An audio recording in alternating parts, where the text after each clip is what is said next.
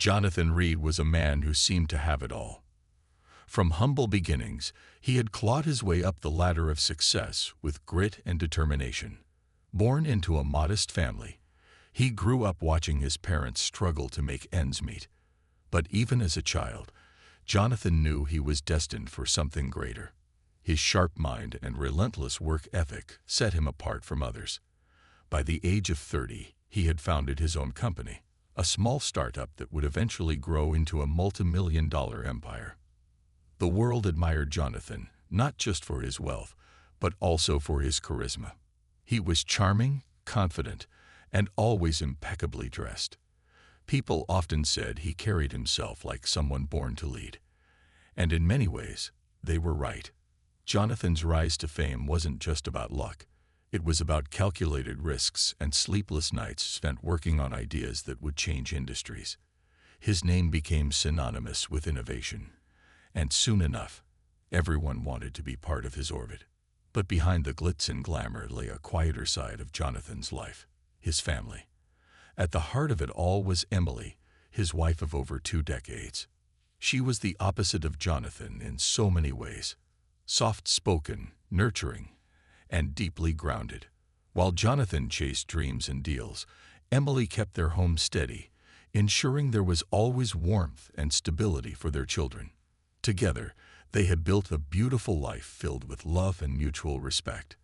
Their kids, now young adults, had grown up witnessing both their parents' dedication to each other and to their shared future. For years, this balance worked perfectly.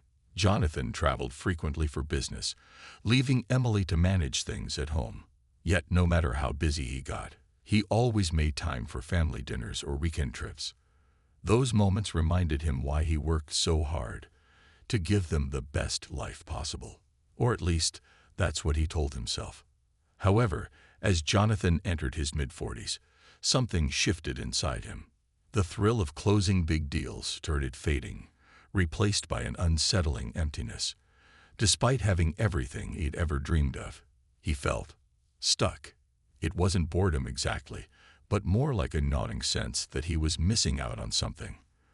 The days blurred together, and though he still smiled for photos and shook hands at events, he couldn't shake off the feeling that his life lacked spark. Emily noticed the change too. She tried talking to him, gently asking if anything was wrong. But Jonathan brushed her off, saying work was just stressful lately. In truth, he didn't know how to explain what he was feeling. Not to her, not even to himself. All he knew was that the excitement he once felt about coming home after a long day had dimmed. Instead, he found himself yearning for something new, something different. Little did he realize, this restlessness would soon lead him down a path that would alter his life, and the lives of those around him, forever. As months went by, Jonathan began spending less time at home, and more time attending social gatherings, networking events, and galas where he could escape the monotony of his routine. Each event brought fresh faces, intriguing conversations, and fleeting distractions, but none of them truly satisfied the void within him. Unbeknownst to him, one fateful evening at a charity gala would change everything, for better or worse. 'Twas a crisp autumn evening when Jonathan found himself at the annual charity gala for urban development, a prestigious event attended by the city's elite. The grand ballroom sparkled with crystal chandeliers, and soft jazz music floated through the air. Men in tailored suits mingled with women draped in designer gowns, their laughter blending seamlessly with the clinking of champagne glasses. For Jonathan, such events were nothing new. He often attended them to expand his network or showcase his philanthropic side. But that night felt different. As he stood near the bar sipping his drink, a woman caught his eye across the room. She was young, perhaps in her late 20s, and radiated an energy that seemed almost magnetic. Her dress shimmered under the lights, accentuating her graceful figure, while her warm smile lit up the entire space. This was Sophia, a socialite known for her charm and connections. Though Jonathan had heard whispers about her before, they had never crossed paths until now. Their introduction came unexpectedly. A mutual acquaintance brought Sophia over to meet him, praising her as one of the brightest stars in the city's social scene. Sophia greeted him with a confident handshake and a playful twinkle in her eyes. "Mr. Reed," she said, her voice smooth and inviting, "I've heard so much about you. It's an honor to finally meet the man behind all those groundbreaking ventures." Jonathan chuckled, charmed by her boldness. They began talking casually at first, exchanging pleasantries about the gala and its cause. But soon, their conversation deepened. Sophia asked thoughtful questions about his business journey, showing genuine interest in his story. Unlike others who merely flattered him, she seemed eager to understand what drove him. In turn, Jonathan found himself opening up in ways he hadn't in years. He spoke candidly about his struggles, triumphs, and even the occasional doubts that lingered in his mind. The more they talked, the more captivated Jonathan became. Sophia wasn't just beautiful, she was witty, intelligent, and full of life. She made him feel younger, reminding him of the excitement he used to chase in his early days. By the end of the evening, they exchanged numbers, agreeing to stay in touch. What started as innocent curiosity quickly blossomed into something deeper. Over the following weeks, Jonathan found excuses to see Sophia again. At first, it was coffee meetings disguised as professional discussions. Then came dinners, long walks along the city streets, and secret phone calls late at night. With every encounter, his attraction to her grew stronger. Sophia represented everything Emily wasn't: spontaneous, adventurous, and unapologetically bold. Being around her reignited a fire within him, making him feel alive again. But guilt gnawed at the edges of his conscience. Deep down, he knew what he was doing was wrong. Emily had been his rock for over 20 years, standing by him through thick and thin. Yet, the thrill of this forbidden connection clouded his judgment. He told himself it was harmless, just a way to escape the monotony of his life. But as time went on, the line between friendship and infatuation blurred completely. One evening, after returning home from yet another clandestine meeting with Sophia, Jonathan sat alone in his study, staring blankly at the wall. Memories of Emily flashed in his mind: their wedding day, family vacations, quiet moments shared over breakfast. Guilt washed over him, but it couldn't overpower the intoxicating pull he felt toward Sophia. For the first time in his life, Jonathan realized he was facing a choice that could shatter everything he held dear. Unbeknownst to him, this decision would set off a chain reaction, altering not only his own destiny, but also the lives of those closest to him. Years had passed since Jonathan's world turned upside down, but the scars of his decisions lingered like shadows he couldn't escape. Life with Sophia had not been the fairy tale he'd envisioned. Her vivacious energy, once so intoxicating, now felt exhausting. She demanded constant attention, extravagant gifts, and an unrelenting spotlight on their relationship. While Jonathan had once craved excitement, he now found himself longing for peace, a quiet stability that Sophia simply couldn't provide. Their arguments grew more frequent, fueled by misunderstandings and clashing expectations. Sophia accused him of being distant, while Jonathan resented her inability to understand his need for reflection and solitude. The mansion, which had once symbolized success and luxury, began to feel like a gilded cage. Every corner reminded him of what he had lost: the laughter shared with Emily, the warmth of family dinners, the simple joys of a life built together over decades. One chilly afternoon, Sophia packed her bags and walked out without looking back, leaving behind a note that read, "You'll never be happy unless you figure out who you really are." It was a parting shot, both cruel and painfully accurate. Alone in the sprawling house, Jonathan sank into an armchair, staring blankly at the empty space where Sophia's things used to be. For the first time in years, there was no one left to distract him from the weight of his choices. Desperate for clarity, or perhaps just desperate to escape his thoughts, Jonathan took long walks around the city.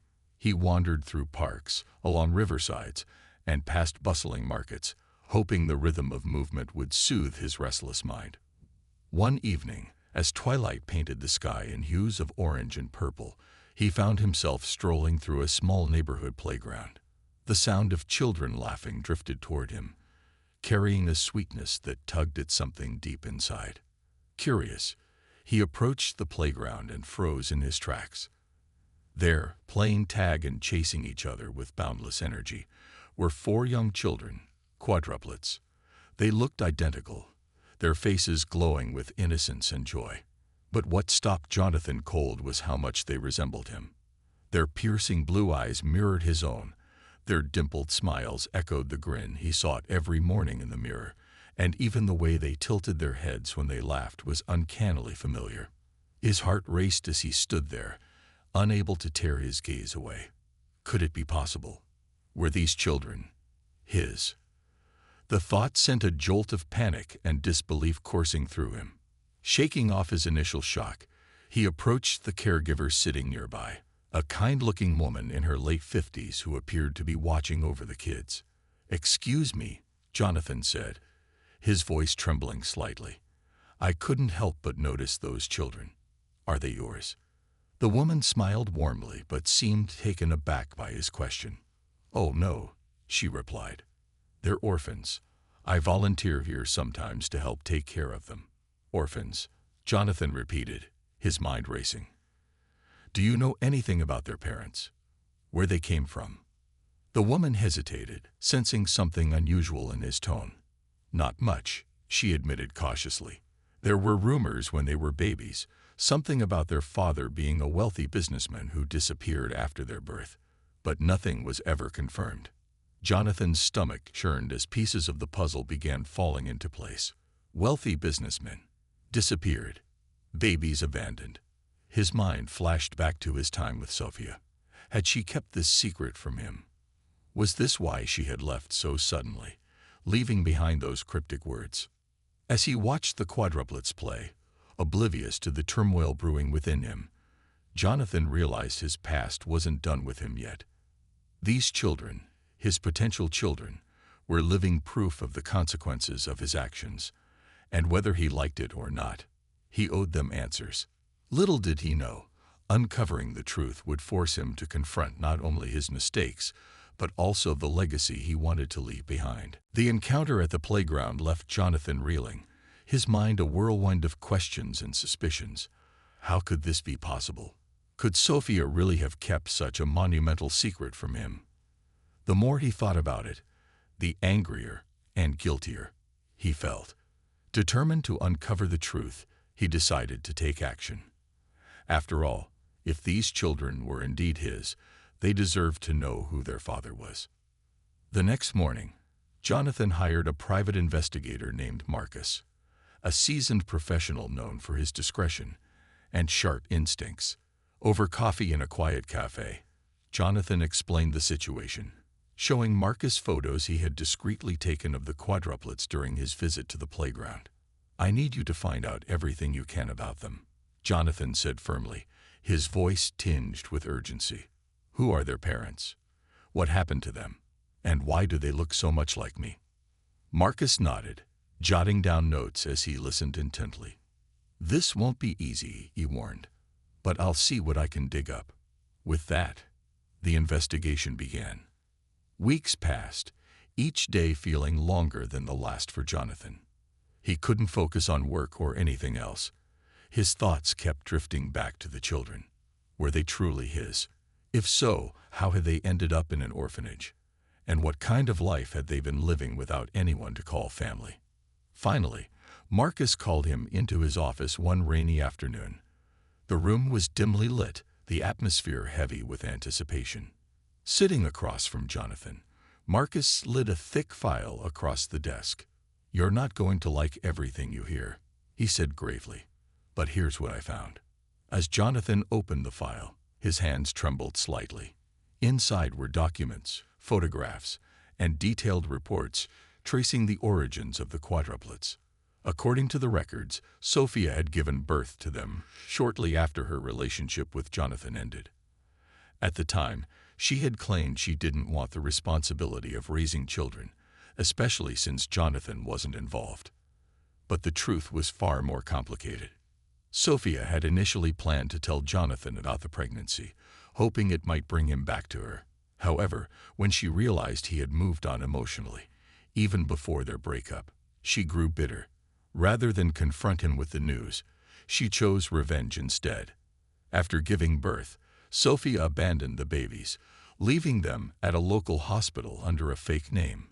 She then disappeared, starting a new life elsewhere, while erasing any trace of her connection to the children. The revelation hit Jonathan like a punch to the gut. His chest tightened as anger, guilt, and sorrow collided within him. These innocent children, his flesh and blood, had been left to fend for themselves because of his recklessness and Sophia's spite.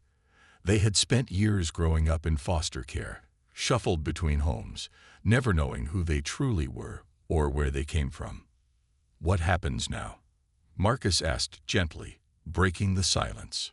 Jonathan stared at the file, his jaw clenched. "Now," he said resolutely, "I fix this. I make things right. For them." Over the following days, Jonathan worked tirelessly to gain legal custody of the quadruplets. It wasn't an easy process. There were bureaucratic hurdles, court hearings, and moments when doubt threatened to overwhelm him. But through it all, he remained steadfast. For the first time in years, he felt a sense of purpose, a reason to fight not just for himself, but for someone else.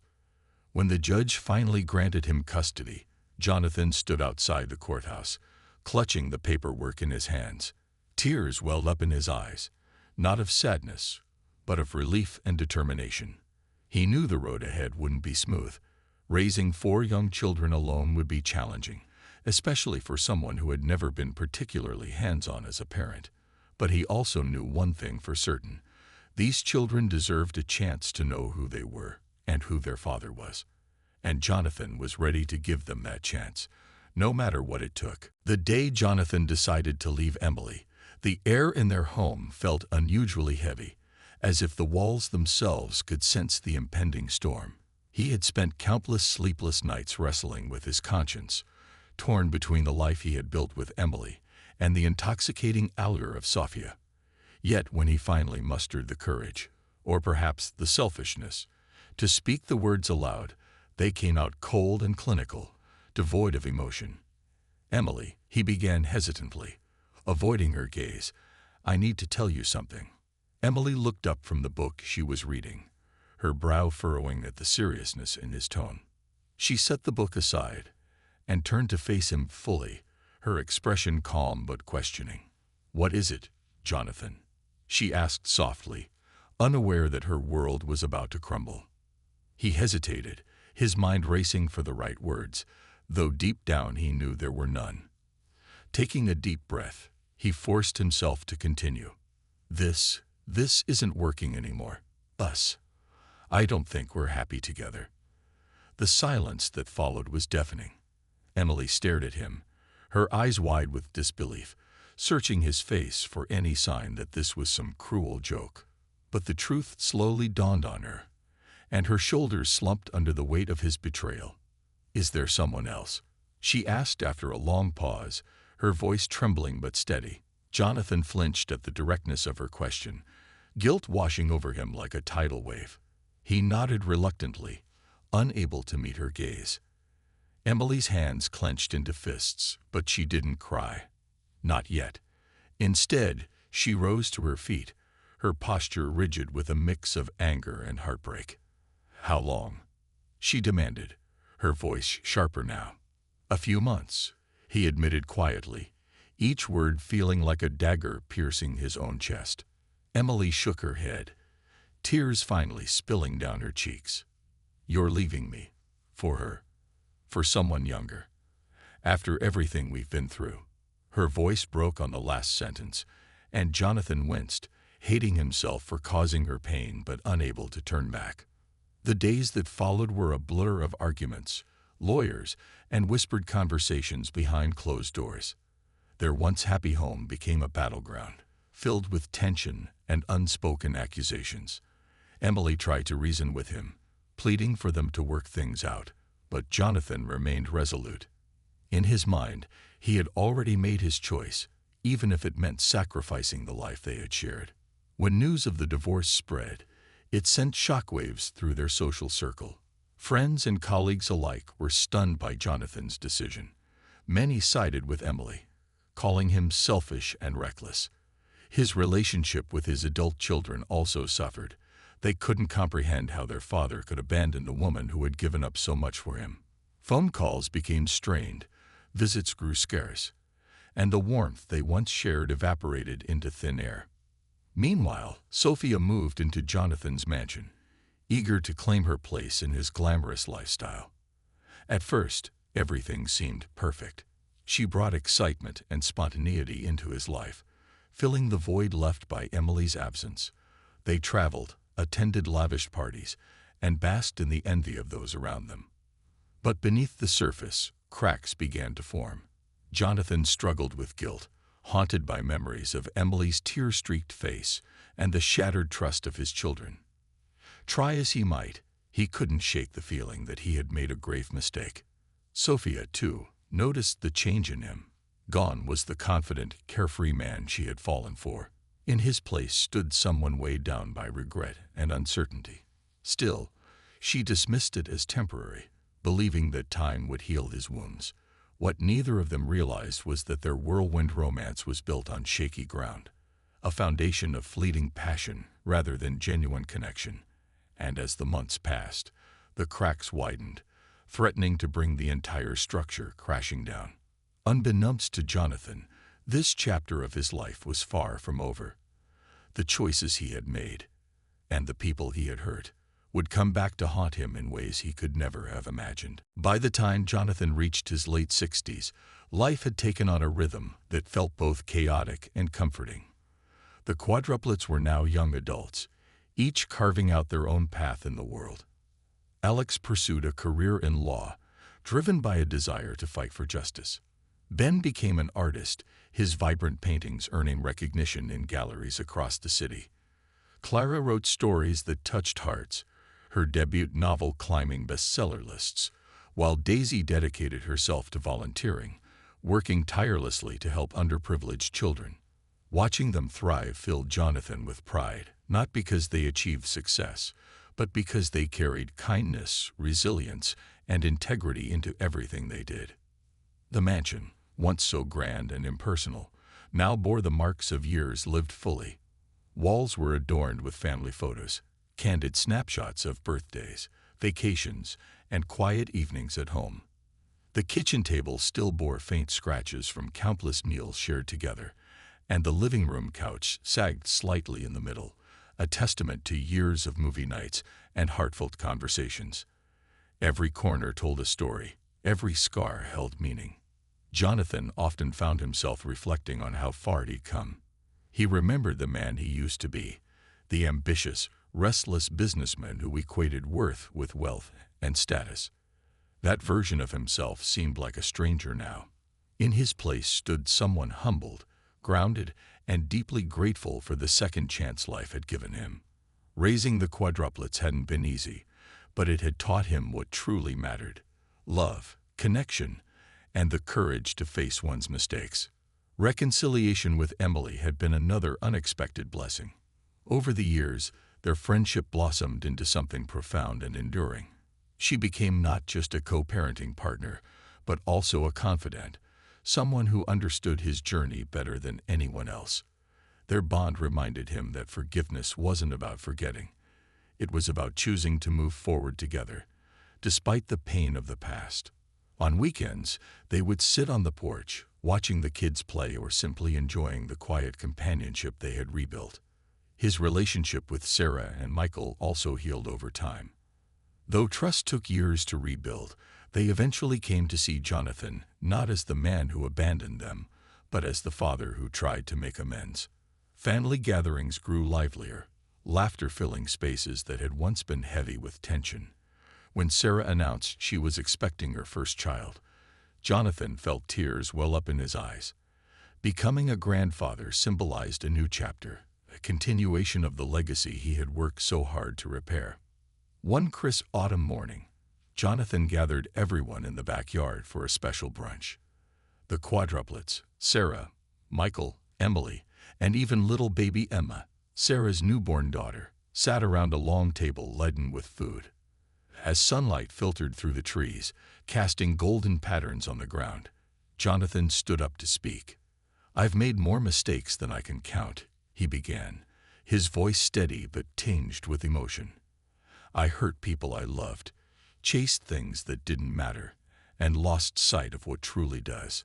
But through all of it, I've been given chances to start over, to be better. Each of you has taught me something invaluable: how to love unconditionally, how to forgive, and how to find joy in the simplest moments." He paused, looking at the faces before him, faces that reflected pieces of his own. "I don't know what the future holds, but I do know this: we're stronger together. And no matter where life takes us, we'll always have each other." Tears glistened in Emily's eyes as she reached across the table to squeeze his hand. The quadruplets exchanged glances, smiling softly, while Sarah cradled baby Emma close. For the first time in decades, Jonathan felt whole, not because everything was perfect, but because he had finally embraced imperfection. Life wasn't about avoiding mistakes. It was about learning from them and building bridges instead of walls. As the years stretched ahead, Jonathan knew challenges would arise, but he also knew they would face them together, as a family. His legacy wasn't written in boardroom victories or bank accounts. It was etched in the hearts of those he loved. And as he looked around the table, surrounded by laughter and warmth, he realized something beautiful. Redemption wasn't a destination. It was a journey, and he was exactly where he was meant to be. As the years rolled by, Jonathan's life transformed in ways he could never have imagined. The mansion, once a symbol of his isolation, now echoed with laughter, chatter, and the pitter-patter of little feet. Every morning began with chaos: school uniforms scattered across the living room, breakfast requests shouted over the sound of sizzling pans, and last-minute scrambles to find misplaced shoes. Yet, amidst the whirlwind, Jonathan found a kind of happiness that money couldn't buy. The quadruplets blossomed under his care, each child developing their own unique personality. Alex, the eldest by mere minutes, was fiercely protective of his siblings and showed a natural talent for leadership. Ben had a knack for creativity, often spending hours sketching or building elaborate Lego cities. Clara loved books and storytelling, her imagination as boundless as the sky, while Daisy radiated kindness, always looking out for others and offering hugs when someone seemed sad. Watching them grow filled Jonathan with pride, not because they excelled academically or athletically, but because they were good-hearted individuals who brought light into the world. Parenting wasn't easy, though. There were days when exhaustion weighed heavily on him, especially after long nights comforting one of the kids through nightmares or dealing with illness. But even on those tough days, Jonathan reminded himself how far they'd come. He remembered the first time Alex called him Dad without hesitation, the way Ben proudly showed off his artwork at school, the tears in Clara's eyes when she won a writing competition, and the joy on Daisy's face during her first dance recital. These moments became milestones, markers of progress not just for the children, but for him too. Slowly, Jonathan rebuilt bridges with his estranged family. His adult children, Sarah and Michael, initially struggled to accept the sudden addition of 4 half-siblings into their lives. They felt betrayed by Jonathan's past decisions and resented the disruption to their family dynamic. But over time, curiosity got the better of them. During holiday gatherings, they started noticing how much effort Jonathan put into raising the quadruplets and how much love he poured into being a father this time around. One Christmas, Sarah pulled Jonathan aside after dinner. "I wasn't sure about all this," she admitted, gesturing toward the kids playing board games in the corner. "But seeing you with them, it's different. You're different." Her words meant more to him than any business accolade ever had. From that point forward, Sarah and Michael made an effort to connect with their younger siblings, teaching them tricks on the piano or coaching them in sports. It wasn't perfect, but it was a start, a step toward healing old wounds. Emily played a crucial role in this journey as well. Though their marriage had ended bitterly, Emily chose forgiveness over resentment. She visited regularly, helping Jonathan navigate the challenges of parenting while offering wisdom born from experience. Together, they created a blended support system for the quadruplets, showing them that families could evolve and adapt without losing their essence. Over coffee one afternoon, Emily told Jonathan, "You've changed, Jonathan. You're not the same man who walked away from us. And honestly, I'm proud of you." Through the quadruplets, Jonathan learned lessons he hadn't anticipated. Patience became second nature as he navigated homework meltdowns and sibling rivalries. Humility followed suit when he realized he didn't have all the answers, and that was okay. Most importantly, he discovered the value of presence. Success wasn't measured by wealth or titles. It was about showing up, day after day, for the people who mattered most. By the time the quadruplets reached their teenage years, Jonathan felt a profound sense of fulfillment. He had spent decades chasing external validation, only to find true contentment in the quiet moments, reading bedtime stories, cheering at soccer matches, and sharing meals around the table. Through these experiences, he finally understood what legacy truly meant. It wasn't about leaving behind riches or accomplishments. It was about nurturing relationships, fostering love, and creating memories that would endure long after he was gone. And yet, Jonathan knew his journey wasn't finished. As he looked ahead, he envisioned a future where forgiveness continued to heal old scars, where connections deepened, and where love remained the cornerstone of everything he did.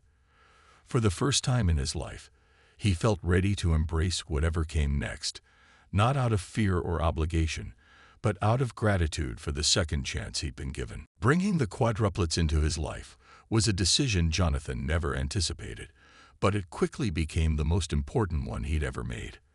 On the day they moved into his mansion, the house that had once felt cold and empty suddenly buzzed with energy. The children, Alex, Ben, Clara, and Daisy, were curious and full of questions, their bright eyes taking in every corner of their new home. For Jonathan, who had spent years navigating boardrooms and business deals, this was uncharted territory.